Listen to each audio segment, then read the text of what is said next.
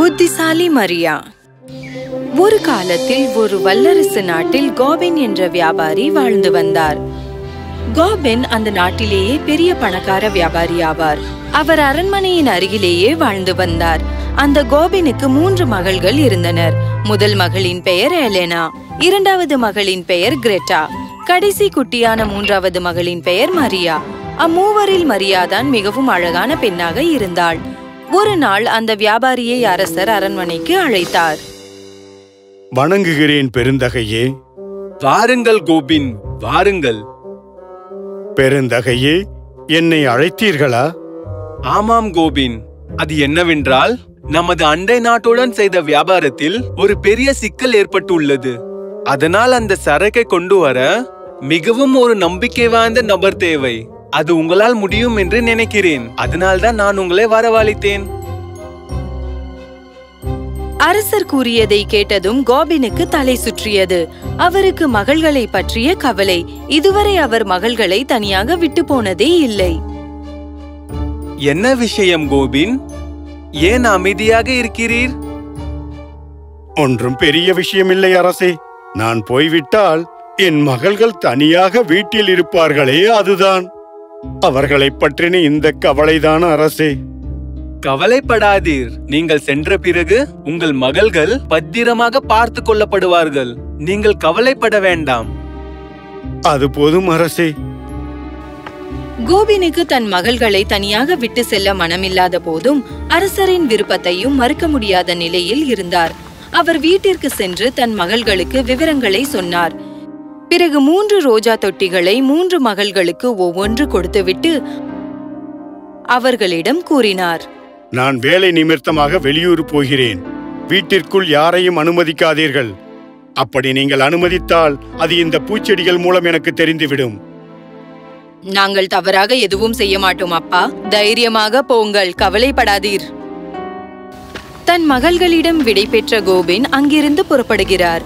அடுத்த நாள் அரசர் தனது நண்பர்களுடன் அந்த வீட்டிற்கு போகிறார். அவர்கள் வருவதை பார்த்துவிட்டு மரியா சகோதரிகளிடம் கூறுகிறாள், கீழே நிலைவரைக்கு போய் அரசருக்கு வைன் கொண்டு வருவோம். நான் சாவி கொண்டு வருகிறேன். எலெனா, நீ லாட்டன் கொண்டு வா. கிரேட்டா பாட்டில் திராட்சை ரசம் கொண்டு வா. மரியா பேசிக் கொண்டிருப்பதை கேட்ட அரசர் கூறினார், இல்லை, வீண் சிரமம் எடுத்துக்கொள்ள வேண்டாம். எங்களுக்கு ஒன்றும் வேண்டாம். எங்களுக்கு பசி இல்லை.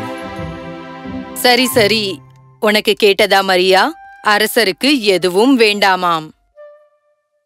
நாம் இருவரும் எங்கேயும் போகக்கூடாது. சரி, நீங்கள் வர வேண்டாம். ஆனால் நான் கண்டிப்பாக போகிறேன். மரியா அங்கிருந்து புறப்பட்டு அருகாமையில் இருந்த வீட்டிற்கு ஓடினாள். கதவை திறங்கள், கதவை திறங்கள். யாரது? இவ்வளவு நேரத்திற்கு பிறகு யாரது? ஆன்ட்டி, நான் தான் மரியா. தயவு செய்து கதவை திறங்கள். ஓ மரியா, இந்த இரவு நேரத்தில் இங்கு எதுக்கு வந்திருக்கிறாய்? ஆன்ட்டி, எனக்கும் என் சகோதரிகளுக்கும் தகராறு. இன்று இரவு மட்டும் உங்கள் வீட்டில் நான் தூங்கட்டுமா? ஓ, அதுக்கு என்ன? வாமா, உள்ளே வாமா கண்ணு. அன்று இரவு முழுவதும் அந்த பெண்மணி வீட்டிலேயே மரியா உறங்கினாள். மரியா திரும்பி வராததால் அரசருக்கு மிகவும் கோபம் உண்டானது. காலையில் மரியா வீட்டுக்கு வந்தபோது சகோதரிகள் இருவரும் அவர்கள் அப்பாவின் வார்த்தைக்கு மரியாதை கொடுக்காததனால் அவர்களுடைய 2 பூச்சாடிகளில் இருந்து செடி வாடி இருப்பதை மரியா கண்டாள். அவள் தன் பெரிய அக்காவின் அறைக்கு போனாள். அங்கு எலெனா ஜன்னல் வழியாக அரண்மனையின் தோட்டத்தை பார்த்து கொண்டிருந்தாள். மரியா, வந்து விட்டாயா? அங்கே பார், தோட்டத்தில் இருக்கும் ஆப்பிள் எவ்வளவு அழகாக இருக்கிறது. சாப்பிட்டால் எவ்வளவு ருசியாக இருக்கும். தயவு செய்து எனக்காக சில பழங்களை பறிக்கிறாயா? எலெனா, நீ வளர்ந்துள்ளாய். இன்னும் குழந்தைத்தனமாகவே இருக்கிறாய். என்ன? தயவு செய்து மரியா, போ. சரி, நான் போகிறேன். மரியா ஜன்னலிலிருந்து எட்டி குதித்து தோட்டத்தை போய் சேர்கிறாள். பிறகு ஆப்பிளை பறிக்கிறாள். பிறகு திரும்பி ஓடும்போது எலெனா கத்துகிறாள், மரியா, அங்கு இருக்கும் மரத்தில் நிறைய எலுமிச்சை இருக்கிறது. கொஞ்சம் எலுமிச்சை பழமும் பறித்து வாயே. இன்னொரு முறை மரியா தோட்டத்திற்கு போய் எலுமிச்சையை பறித்தாள். ஆனால் இம்முறை தோட்டக்காரர் பார்த்து விட்டார். அவர் கோபத்தோடு அவளை விரட்ட ஆரம்பித்தார். நில்!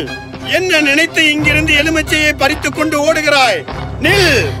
இன்று உன்னை பிடித்து உனக்கு பாடம் புகட்டாமல் விட மாட்டேன். இதோ நில்! விரட்டி வந்த தோட்டக்காரரை மரியா தள்ளிவிட்டாள். அதனால் நிலை தவறி கீழே விழுந்தவரால் உடனே எழுந்திருக்க முடியவில்லை. அந்த நேரம் மரியா அங்கிருந்து ஓடிவிடுகிறாள். யார் திருடியவர் என்பதை யாராலும் சொல்ல முடியாத அளவு வேகமாக ஓடிவிடுகிறாள். மரியா வீட்டிற்கு வந்துவிட்டாள். தன்னிடம் இருந்த ஆப்பிளையும் எலுமிச்சையையும் எலினாவிடம் கொடுத்துவிட்டு கத்தினாள். பார்த்தாயா, பிரச்சனையை நான் உனக்காகத்தான் பழங்களை கொண்டு வந்தேன். இதுக்கு பிறகு இந்த மாதிரி ஏதாவது வேணும் என்று சொல்லாதே, புரிகிறதா? மரியா புறப்பட்டாள். இவள் சொன்னது எதுவும் எலெனாவிற்கு வித்தியாசத்தை ஏற்படுத்தவில்லை. எலெனா ஆனந்தமாக ஆப்பிளை சுவைத்தாள். நல்ல ருசியான ஆப்பிள்.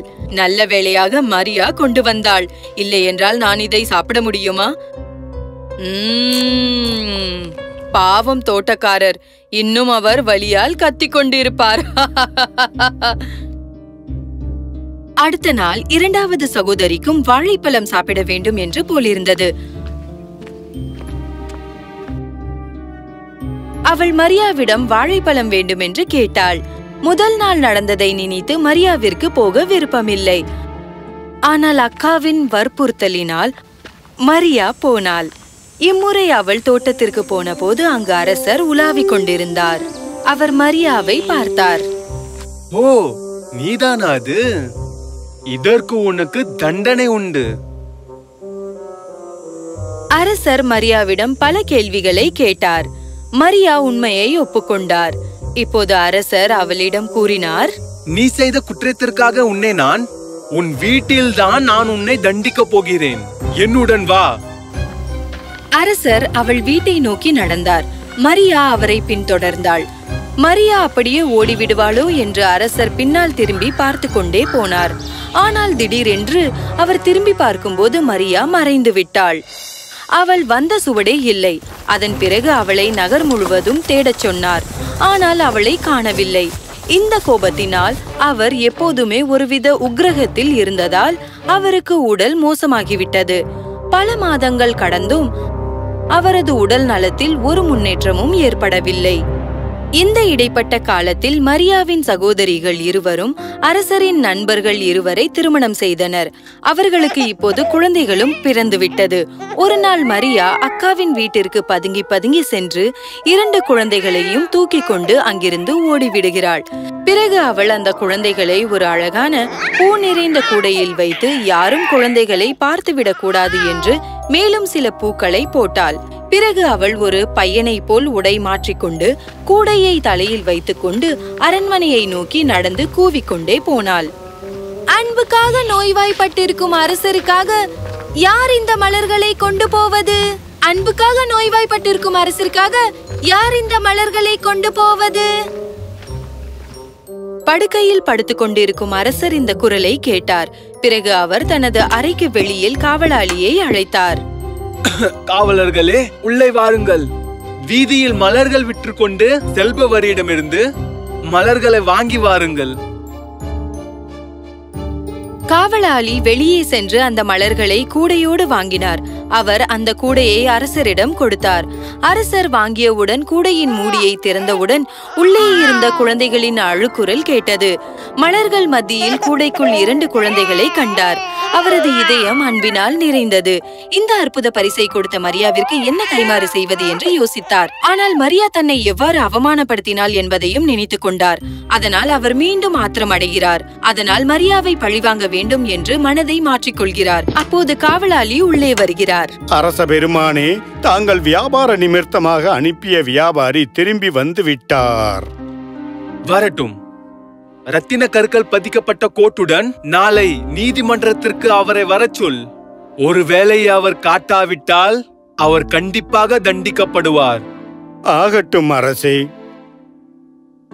வீட்டிற்கு திரும்பி வந்த வியாபாரி வீட்டின் நிலைமையை பார்த்து மிகவும் வருத்தப்பட்டார். தன் மகள்கள் தனது வார்த்தைக்கு மதிப்பளித்து எந்த தவறும் செய்யாமல் இருப்பார்கள் என்று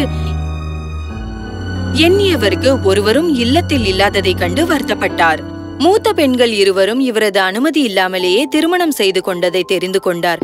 அப்போது காவலாளி வந்தார். கேளுங்கள், அரசருக்காக ரத்தின கற்கள் பதித்த கோட்டை தயாரித்து அதை நீங்கள் நாளை நீதிமன்றத்திற்கு எடுத்து வர வேண்டும். வந்து காட்ட தவறினால் நீங்கள் தண்டிக்கப்படுவீர்கள். இரவு 1 மணிக்கு இந்த செய்தி அவருக்கு பேரிடியாக வந்து விழுந்தது. ஒரு பக்கம் மரியா எங்கிருக்கிறாள் என்று யாருக்கும் தெரியவில்லை. இன்னொரு பக்கம் அரசரின் ஆணைப்படி கோட்டை பற்றிய கவலையுடன் இருந்தார். ஒரே நாளில் கோட் தயாரிப்பது என்பது முடியாத காரியமாகும். ஒரே நாளில் இதை நான் எவ்வாறு ஏற்பாடு செய்ய முடியும்? அப்பா, கோட் பற்றி கவலைப்பட வேண்டாம். இந்த சாக்கட்டியை எடுத்துக்கொண்டு அரசரிடம் சென்று கோட் தைப்பதற்கான அளவு எடுக்க வந்தேன் என்று கூறுங்கள். வணிகருக்கோ எதுவும் புரியவில்லை. ஆனால் மரியா சொல்வதில் ஏதோ இருக்கும் என்ற நம்பிக்கையில் சாக்கட்டியை எடுத்துக்கொண்டு அரண்மனைக்கு போனார். வெறும் கையுடன் வந்திருக்கிறேரே, எனது கோட் எங்கே? பெருந்தகையே, என்னை மன்னியுங்கள். என்னால் கோட் தயாரிக்க முடியாது. சரி, அப்போது இறப்பதற்கு தயாராகி விடுங்கள். வேண்டாம் பெருந்தகையே, தயவு செய்து என்னை மன்னித்து என்னை போக விடுங்கள். நீங்கள் உயிருடன் இருக்க வேண்டும் என்றால் நீங்கள் உங்கள் மகளை என்னிடம் கொடுத்து விடுங்கள். வியாபாரி எதுவும் பேசாமல் வீட்டிற்கு திரும்பினார். தனது மகளை எவ்வாறு ராஜாவிடம் ஒப்படைக்க முடியும் என்று யோசித்து மிகவும் கவலை அடைந்தார். அவர் வீட்டிற்கு வந்த பிறகு மரியா அங்கு அவருக்காக காத்திருந்ததை கண்டார். அப்பா, அங்கு என்ன நடந்தது? என் மகளே, நான் என்ன செய்வது? கோட் கொடுக்கவில்லை என்றால் அதற்கு பதிலாக உன்னை அவரிடம் ஒப்படைக்குமாறு ஆணையிட்டுள்ளார். கவலைப்படாதீர்கள் அப்பா, என்னை போன்ற ஒரு பொம்மையை எடுத்துக்கொள்ளுங்கள். பொம்மையின் தலையில் ஒரு நீளமான நூலை கட்டிவிடுங்கள். அரசருக்கு ஆமாம் இல்லை என்ற பதிலை நூலை இழுத்து சொல்கிறேன். அடுத்த நாள் வணிகர் மரியாவுடன் அரண்மனையை அடைந்தார். மரியாவை தனது அறைக்கு அனுப்பும்படி அரசர் உத்தரவிட்டார். எனவே வீரர்கள் மரியாவை அரசரின் அறைக்கு அழைத்துச் சென்றனர். மரியா பொம்மையை தனது ஆடைக்குள் மறைத்து வைத்திருந்தாள். அறைக்குள் சென்று கதவுகள் மூடியவுடன் அவள் மறைத்து வைத்திருந்த பொம்மையை வெளியே எடுத்து நிற்க வைத்துவிட்டு அதன் தலையில் இணைந்திருந்த நூலை கையில் எடுத்துக்கொண்டு கட்டிலுக்கு அடியில் பதுங்கிக் கொண்டாள். மரியா, நீ நன்றாகத்தானே இருக்கிறாய்? மரியா பொம்மையின் தலையை ஆமாம் என்பது போல் அசைக்கிறாள். அரசர் தொடர்ந்து கேள்விகளை கேட்பது மட்டுமல்லாமல் அவள் செய்த தவறுகளையும் சுட்டி காட்டுகிறார். மரியாவும் தனது தவறுகளை ஏற்றுக்கொள்வதாக தலையை அசைக்கிறாள். அதனால்தான் நான் உனக்கு மரண தண்டனையை கொடுக்கிறேன். அரசர் தனது வாளை உருவி அவள் தலையை துண்டித்து விடுகிறார். தலை துண்டாகி தரையில் விழுந்ததும் அவரது பாதத்தை யாரோ முத்தமிடுவது போல் உணர்கிறார். இருந்த பிறகும் அவளுக்கு என்ன ஒரு அன்பு! நான் என்ன செய்து விட்டேன்? நான் உன்னை இந்த கைகளால் கொன்றேன். இப்போது நானும் உயிருடன் இருக்கவே மாட்டேன். அரசர் தன் தலையை வெட்ட முற்படும் போது மரியா கட்டிலின் அடியில் இருந்து எழுந்ததும் அரசர் அவளை அணைத்துக் கொள்கிறார். பிறகு இருவருக்கும் திருமணம் நடந்து இருவரும் இனிதே வாழ்ந்தார்கள்.